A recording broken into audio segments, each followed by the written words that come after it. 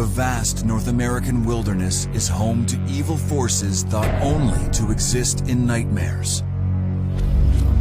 But the terrible creatures that roam here are all too real.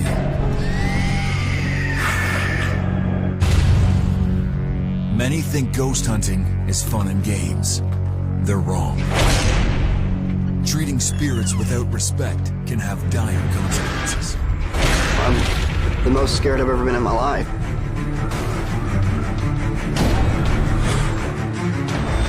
My only instinct was to run.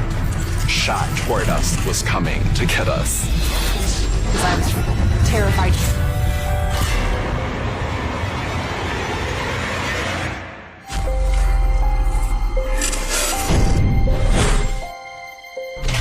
The worst thing that can happen when you go looking for ghosts is you find them.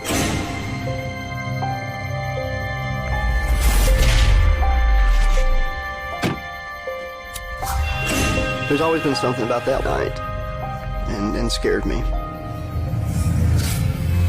With the whole development of all of the paranormal shows and all of the ghost hunting, it's become almost like a hobby for a lot of people to go out and interact with this paranormal energy. Let me tell you, it can be very dangerous. Not many people come out to the lake at this time of year. Not unless they have a good reason, like Josh and his wife Carol. The plan was for me and my wife to go out for a night that we wouldn't forget. I remember it was dusky, and there's like this fog that was on the lake, and I do remember that. That was kind of eerie.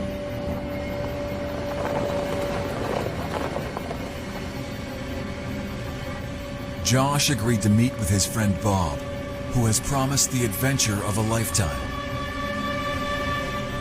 Hey man, nice night, huh? He's the one that had all the knowledge. I didn't know anything about the area. He didn't tell me a whole lot ahead of time. All right, let's do it. Hop in. I just kind of went with him and trusted him on it. He promised a good, scary night. Hold for this crap. The whole idea of exploring haunted areas without being reverent to the spirits that are there can end up in a very, very dangerous type of situation. But he told me going out to that area, Sugarloaf, that I'd be guaranteed to see something that night. I could tell ahead of time it was going to be an interesting night, one way or the other. And the car ride's quiet at this point. We're in the middle of nowhere. It's dark, there's no houses, nobody around. Great. No service. Wonderful. This was 2003. We're out rural area in Oklahoma. There were like no cell towers. None of us had a signal. My wife was a big non-believer. She was the exact opposite of my friend Bob. My wife's really getting frustrated. You know, this is really boring. I could be sitting at home. You guys are stupid. You got us out in the middle of nowhere. We could have a wreck or break down. Nobody'd be able to help us. Going out with him, I just really felt like I was in my element there. Well, I've always wanted to find out the truth and what's really out there. I'd always been interested in it as a kid and everything. I was more scared of it then. There were some things that happened in my childhood I couldn't explain, and I had a real religious family, so I really never got to seek those answers. All you can really hear on the drive over there is the crunch of the gravel under the tires.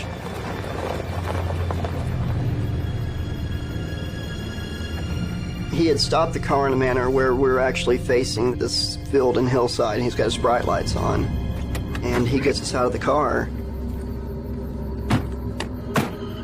Oh, come on. You can definitely sense that feeling that if something went down, you know, you're out there by yourself. There's no help.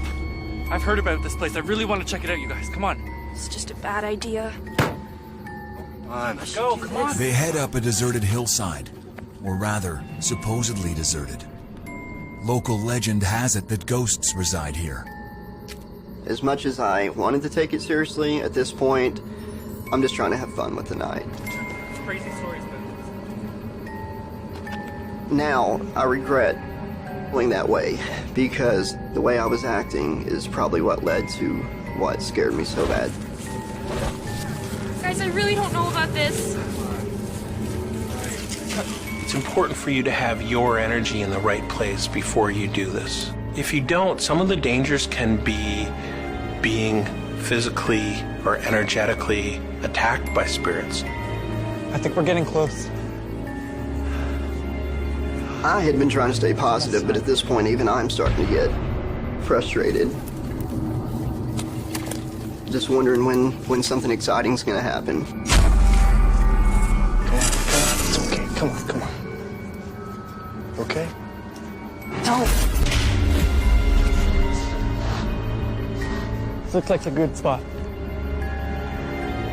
My wife is talking about how it's a bust, nothing's happening. It was more of like, we were being dumb. You guys are stupid. You got us out in the middle of nowhere. This is such a joke. Be fine, okay? This is good. Guys, can we just go, please? All the way here, come on. Bob is trying to shush us and telling us, wait a minute. You're not gonna want to miss this, trust me. Exactly at midnight, this light comes on in the middle of the hillside. And it just kind of stays in one place at first. What's that? I remember it hushed my wife up pretty quick when it came on. It hushed me, too. And the light began swaying kind of back and forth. That's when I mentioned it kind of looks like an old lantern, like an old kerosene lantern, somebody walking through the woods.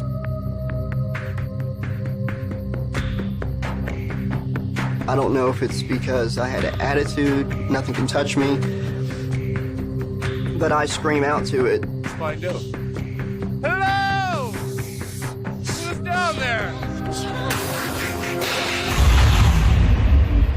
Oh, it's so scary, a little light in the woods. Is that all you can do? Real funny, guys. Come on out. Okay, shut up. Are you crazy? And I look up, and the lantern light is now coming down the hillside at an unhuman pace. It's coming fast, the way it just came down the trees and shot down the hillside and across the field.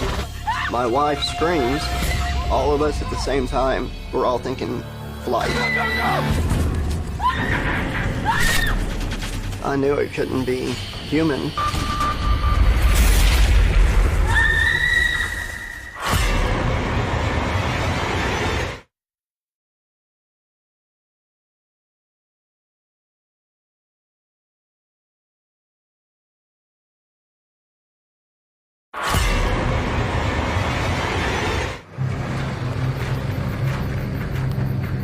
Josh LaRue, his wife Carol, and friend Bob are hunting for ghosts in the woods. I've heard about this place. I really want to check it out, you guys. Come on.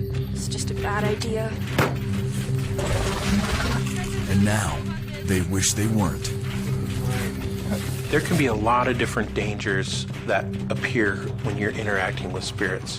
All right, down. I've seen people go through possession. I've seen people have their energy taken away. Real funny, guys. Come on out. I've seen people physically attacked by spirits as well. So I got a feeling of terror as soon as it started coming across that field. Go! When we just booked it into the car. Go!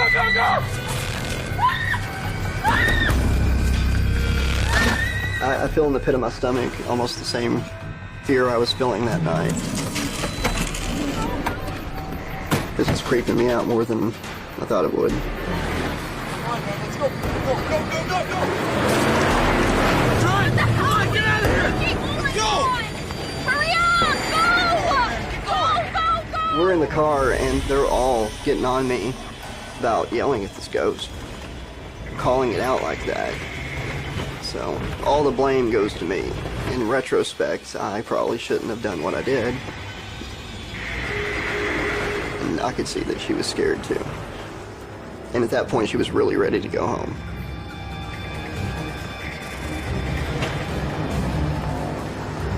Will you just relax? I told you this was a bad Get in the idea. car. Just get in the no car, one listens okay? to me. No one listens.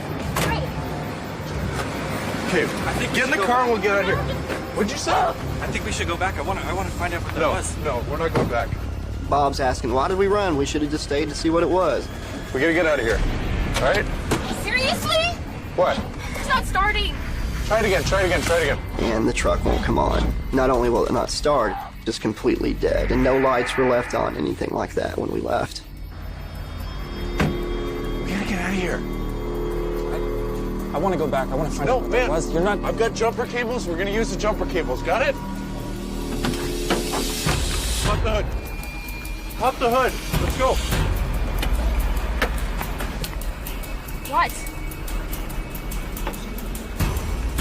We raise our hoods and we connect jumper cables from his car to my truck. Ready? All right, Carol, start As soon as we connect the cables, the battery cables just go up in flames. Like a flash paper. Just a flash of fire, ashes, melted rubber on the ground.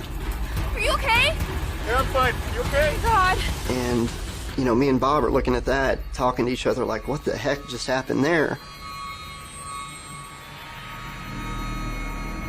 When the truck didn't start, and especially when the jumper cables went up in flames, my first thought was something paranormal, something that we tapped into that night, you know, was keeping us local.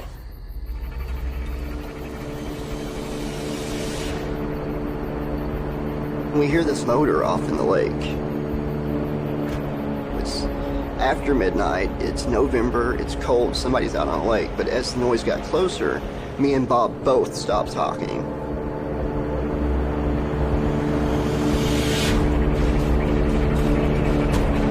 And this boat is coming at us fast to the dock. This bright spotlight came on.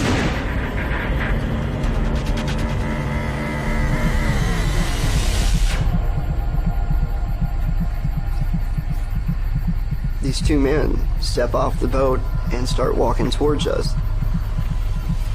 They don't turn the light off, and without the light, they would still be able to see us. The moon was out, so it wasn't like pitch black at this lake. You got a problem here? Car trouble? Nothing we can't handle, guys. It's okay.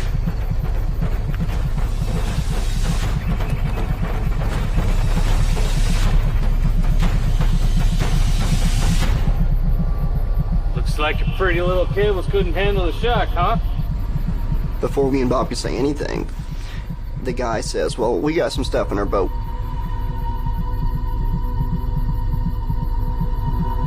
I was already feeling uneasy, the way that he turned his head towards my wife. We'll get you fixed up real good. And it says, yeah, fix them right up.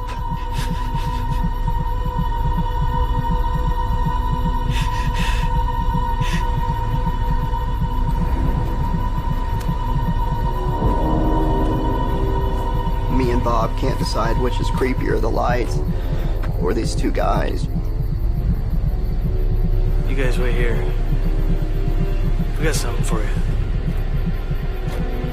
Turn, walk slowly back to their boat, and they're fidgeting with stuff, and we can't really see because this spotlight is blinding us. And the same thing that was going through my mind was going through his. We're gonna have to fight these guys. Me and Bob we're not exactly fighters, but we're ready to fight at this point. You know, wanting to protect my wife. I had tire tools, and I gave Bob one, I took one. We were thinking the same thing. We're gonna have to throw down with these big old hillbillies.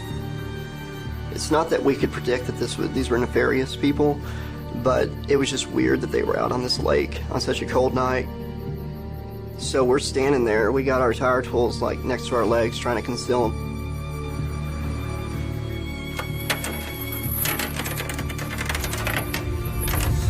And we start hearing chains rattling around, like heavy chains.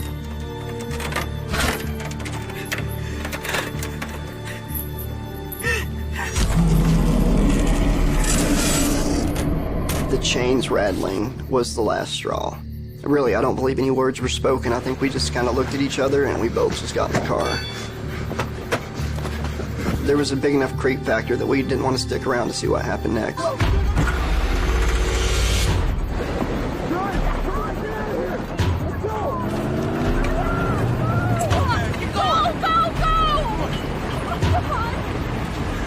I knew that it had to have been something paranormal at that point.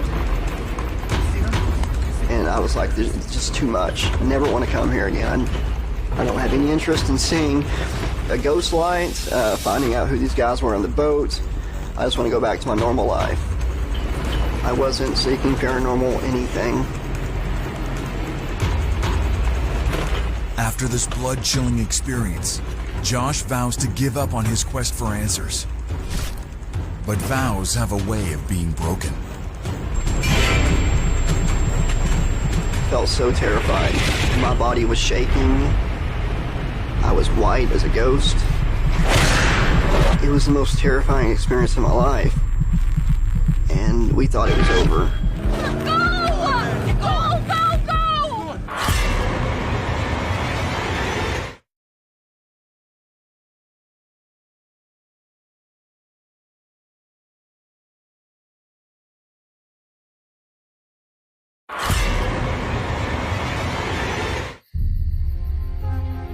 Josh barely made it out of Sugarloaf Lake alive 3 years ago. He promised never to return. Yet the lure of the paranormal hunt proves too difficult to resist. Unfortunately, he hasn't learned his lesson. If you're going to interact with spirit or spirit energy, you should have a very defined intent and purpose for what it is that you're doing. This is not recreation. This is not something to do for fun.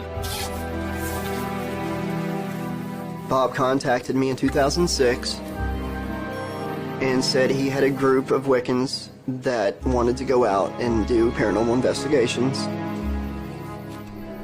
Do you remember that lantern that we saw back in '03? I told the story about that night to my group, and they're really interested in going out there and do kind of a seance, see if they can't communicate with the spirit. He's like, all you have to do is film it. You don't have to get involved. If things start going south, we'll get out of there. There is a danger. If people don't know what they're doing or what they're getting themselves into, they can open up a spirit or something to let it out. We get there a little bit before midnight, and just like before, there's no cell service. 2006, there's still no cell towers been put up in the area. His friends sat in a circle. Spinning down spirals through the veil of night. And I remember them pulling out a book. It wasn't like an old, creepy witchcraft book. It looked like a new hardcover. Spinning down spiraling through the veil of night. Spinning down spiraling through the veil. Spinning down spiraling through the veil. I began filming their seance. Spinning down, falling through the veil of night. Spinning down, spiraling through the veil of night, falling through the fear. Spinning down, spiraling through the veil, falling through the fear.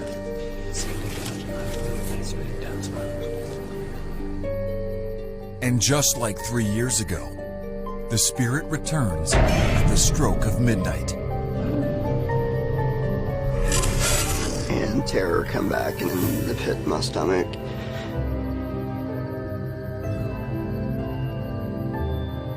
And I remember filming their group. They're chanting. There was like no wind, but their candle just goes out. Everybody gets quiet. Bob asked me to cut the camera until they can get this candle lit and start their seance again.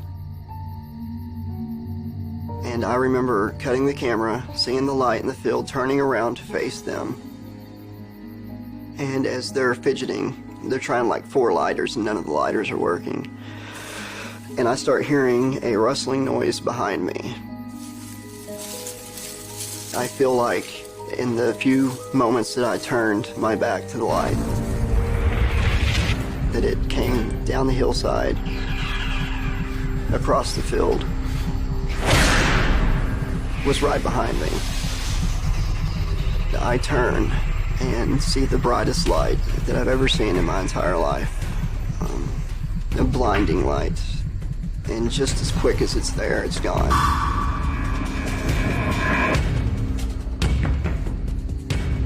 Even though the light blinded me, I didn't have any blotches or I wasn't seeing spots. It wasn't like a natural light that would do that to you. It was just a really bright light, but I was seeing clear when it was gone. You know, I'm shaking, I'm freaking out. And the next moment, way off in the distance, we start hearing what sounds like children laughing.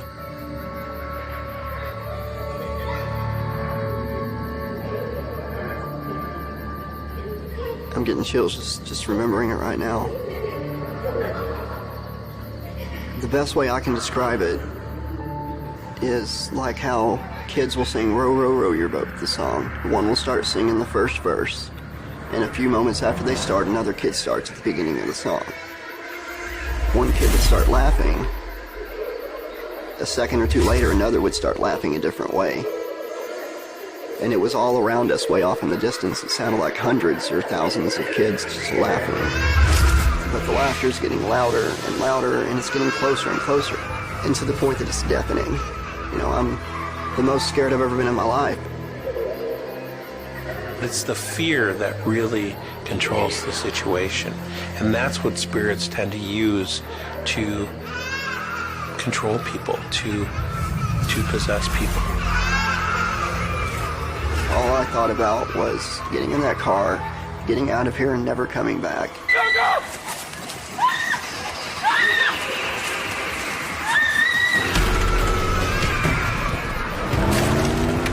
Bob peels out, and on this dirt road, gravel flying. For about 3 miles, we could still hear the laughter. It got quieter and quieter and quieter until it was finally gone. And we thought it was over. Bob was having a hard time driving. That's how shaken he was.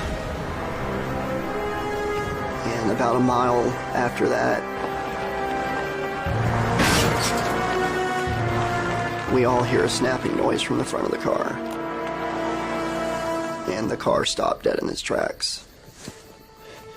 What's going on, man? I don't know. It just stopped working. It's dead.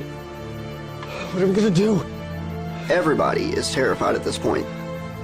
These people he brought with him looked like children, you know, just quivering. I don't know what that was. I don't know. And as we're sitting there asking each other if we heard what we heard, if we saw what we saw, was that children?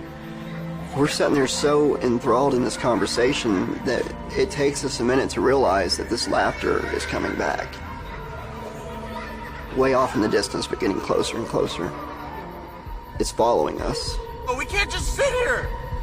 Yeah, just let me think for a second! They are now sitting ducks for what's coming for them. It was the most terrifying experience of my life.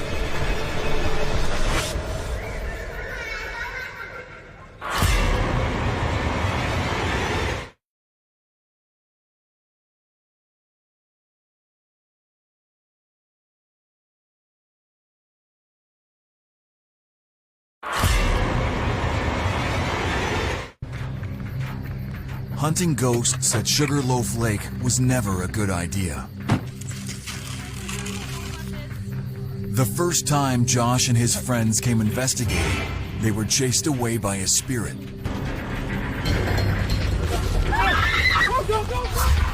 And narrowly escaped 2 mysterious men. Now they return 3 years later, and things are a lot worse. The terror just is hitting me so hard.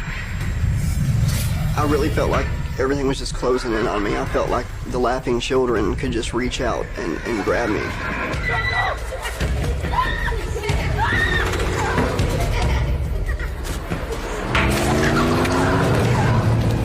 He and his His companions are stuck in the middle of a deserted road and scared out of their minds. What's going on, man? I don't know. It just stopped working. It's dead. We realize that he's not going to be able to get this car going again. What are we gonna do? And now, the nerve-shredding laughter of ghostly children returns.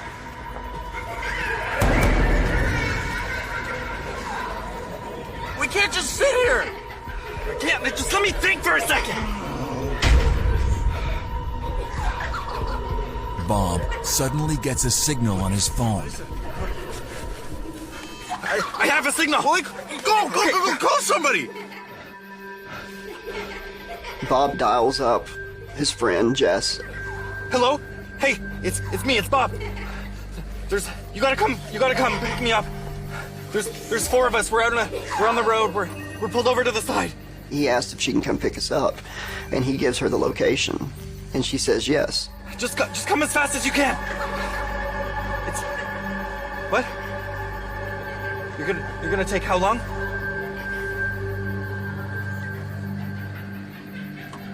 Okay, just hurry, please. How long? I don't know, like 20 minutes.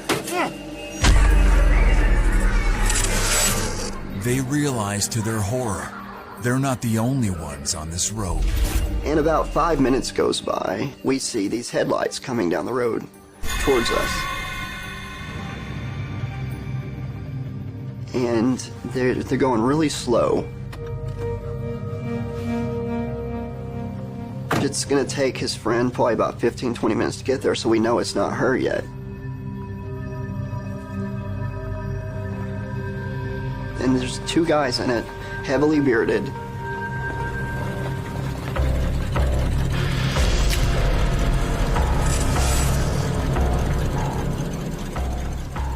Both at the same time look at each other and say it's the boatmen. And they just stare at us.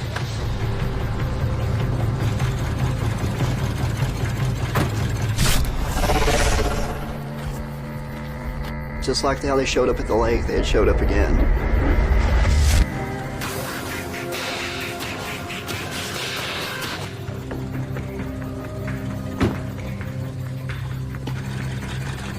And they drive by.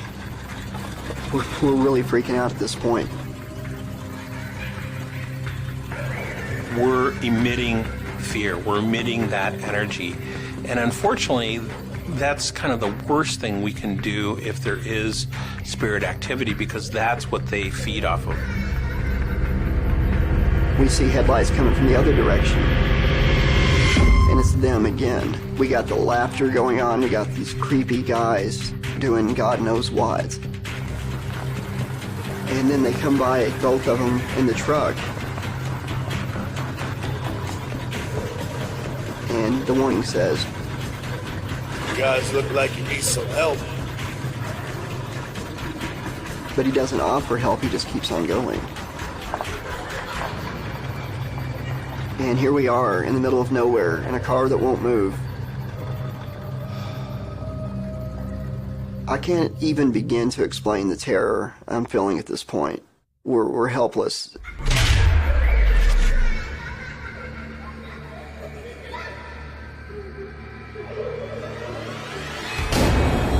And the truck comes by one more time.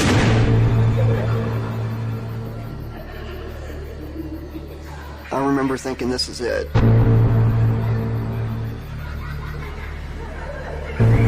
I can see the headlights coming. All I'm feeling is dread.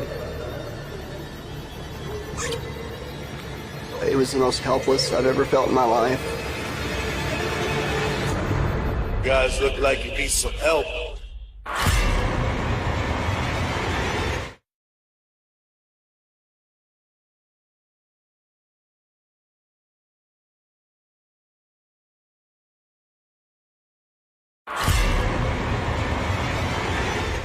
Josh and his friends are paying the price for hunting ghosts unprepared.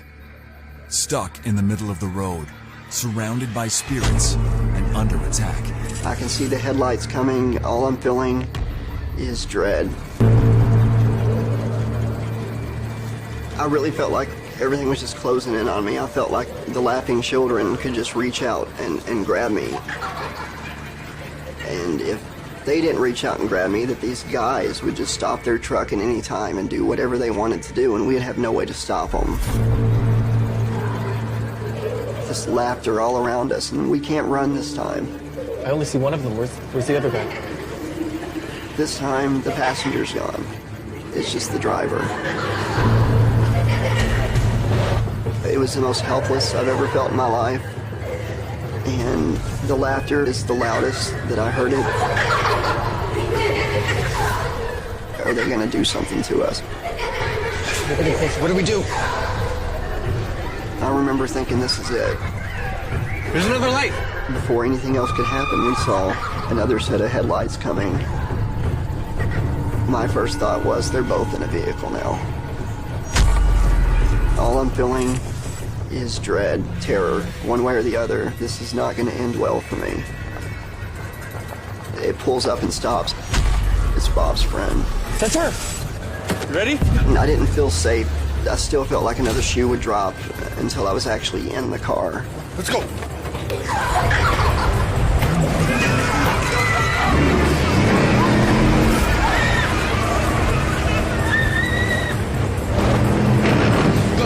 Go! Come on, go! Was just so relieved we were going to make it out of there. I don't think she really had a chance to really ask any questions. She was just reacting out of fear. She was driving. She was getting us out of there. She went from 0 to 60 on the terror meter. Faster, come on! She went from showing up to help some friends out to showing up to help some friends out and to get the heck out of there. They're still with us, go! And she's driving as fast as she can on this dirt road, and they're keeping right up.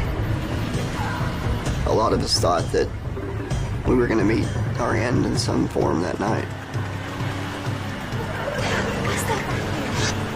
And as soon as they start driving us back to civilization, we can no longer hear the laughter off in the distance. They're gone. They're gone. None of us had any thought ever of going back out there for anything, for any reason.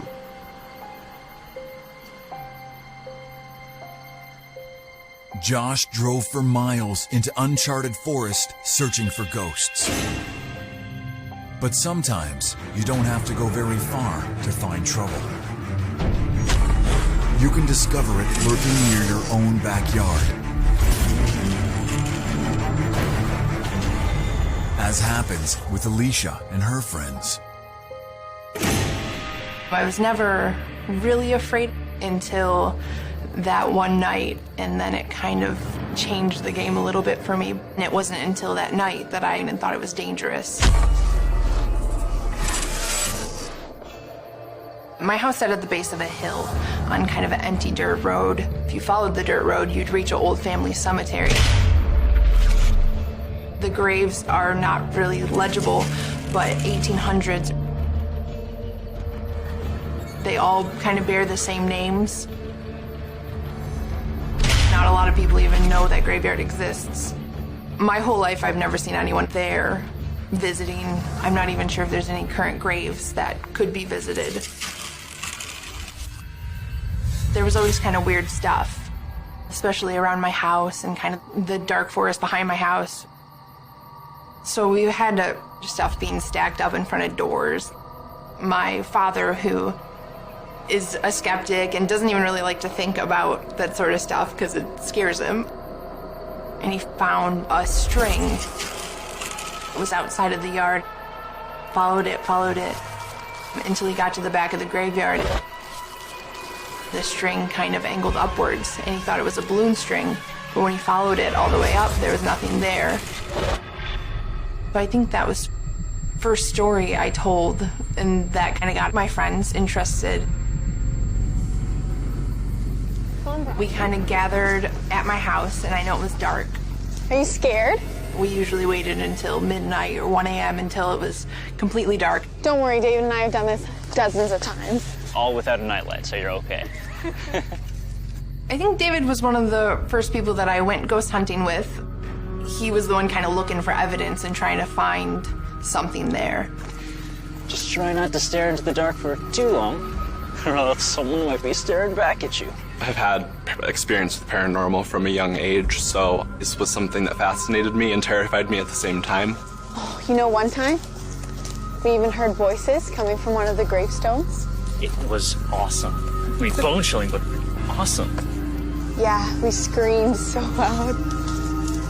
Tonight, Alicia and David are making the same mistake as Josh and his friends, treating something lightly that they should respect.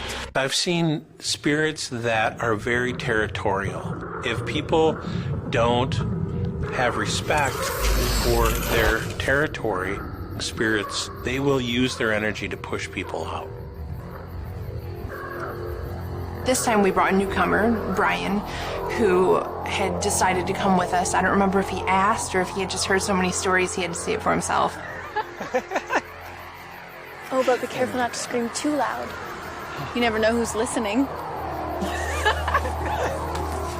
Brian was a little bit younger than us. I remember kind of telling Brian more stories on the way and maybe getting him a little bit more creeped out. I think Brian was a little bit tense heading down there. He was kind of more keeping to himself and more in a shell at that point. He was more religious, I think, than both of us, but it's not something we really thought about before we came. Come on, Brian, you first. Until we got there, we realized how scared he really was. It meant something different to him than it did to us going in.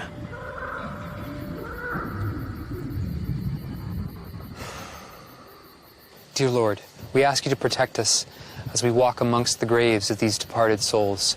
It wasn't that we were against him doing it, it's just something we hadn't done before, and it kind of upped the ante a little bit, made it seem more real. We pray for your forgiveness. We wish peace and eternal rest.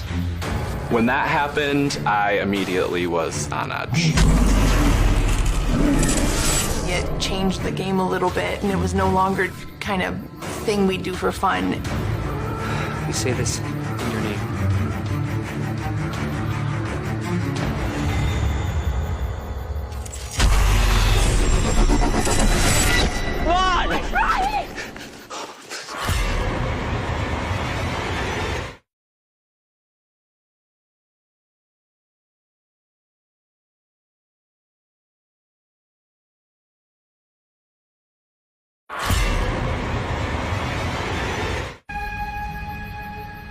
Alicia has always known there was something lurking in the cemetery in the woods behind her house.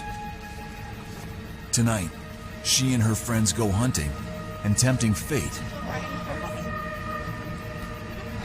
to find out what it is.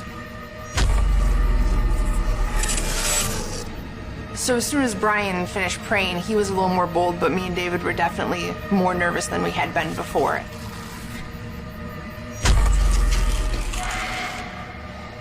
Or at least I felt uneasy, which wasn't very common going to the graveyard. We were more nervous than we had been before. I don't know if it was from the praying or it was just the thing that could make the graveyard creepier. We got into the grave maybe 1/3 into the graveyard when we sort of started to smell that foul smell. Is it always like this? No. Really, really strong, kind of real putrid. And looking around, I really couldn't see any shapes. I could barely see the trees silhouetting the back. I do remember it being especially dark. I don't know if it was the time of year. I felt David next to me go a little bit still. David, what's wrong? I said, "What is it?" And he said, "There's something in the corner."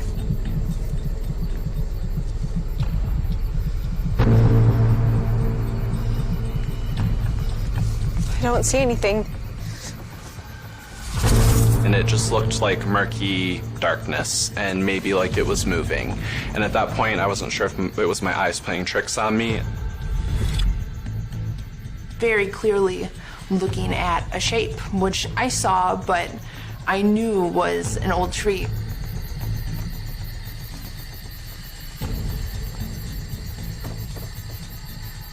It's just a tree. It's not a tree.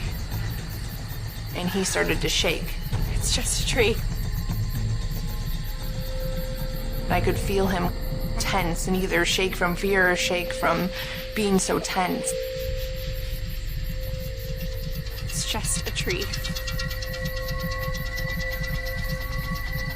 It definitely sent a chill up my spine.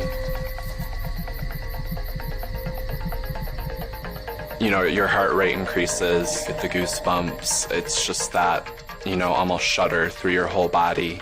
And you just know on an instinctual level that something's not right.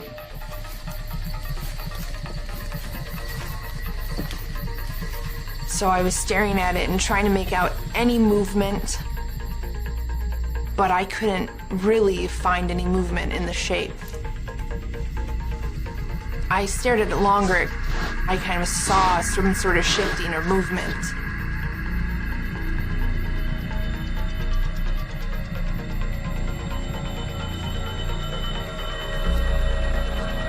I felt like I was kind of making out a shape, maybe legs, maybe shoulders, maybe a head. All at once, I could see that it was a real physical thing. It took form, shadowy silhouette of a figure.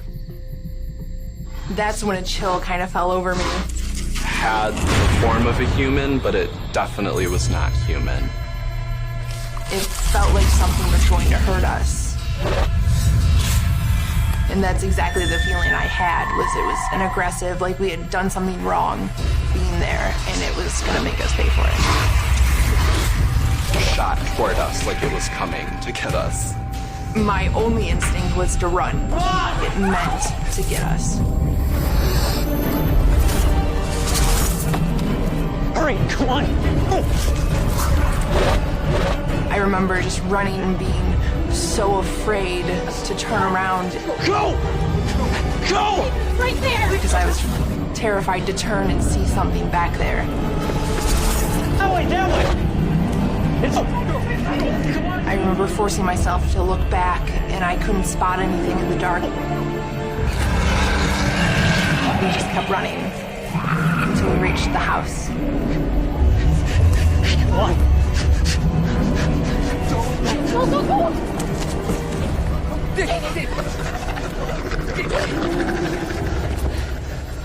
I knew that we had seen something, and I knew that I felt a real sense of anger and menace in the graveyard, and we were all shaken.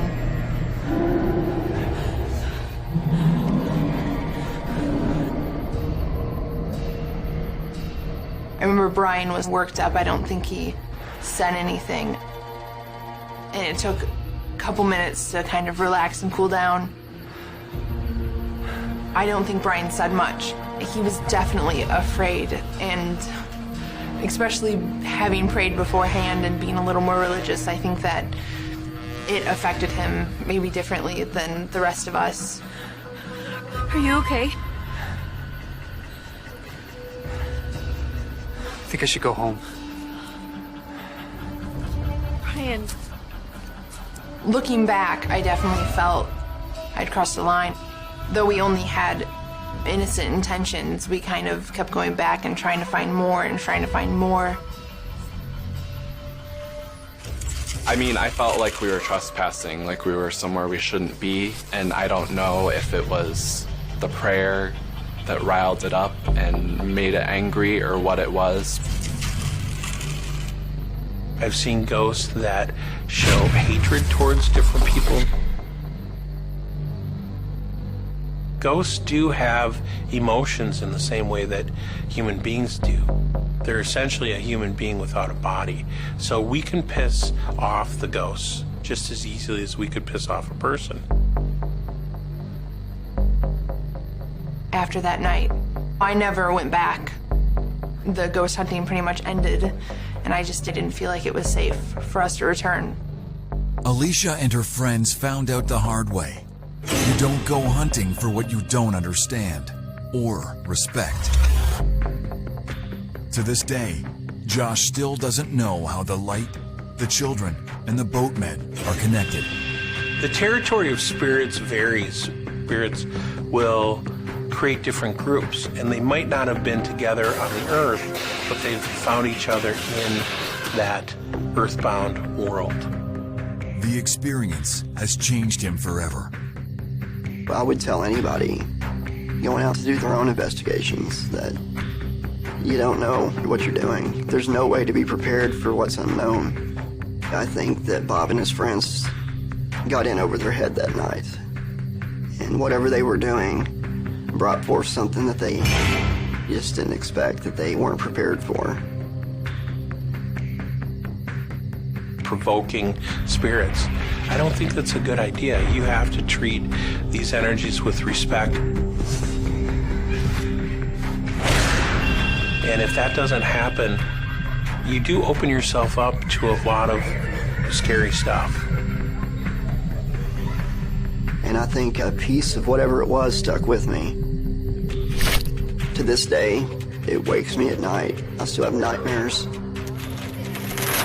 It haunts me during the day, too. Anytime I hear kids laughing, it fills me with terror, because I'll hear what I heard that night. Just because you can get away doesn't mean that it's gone. Just because you escape physically doesn't mean you will mentally.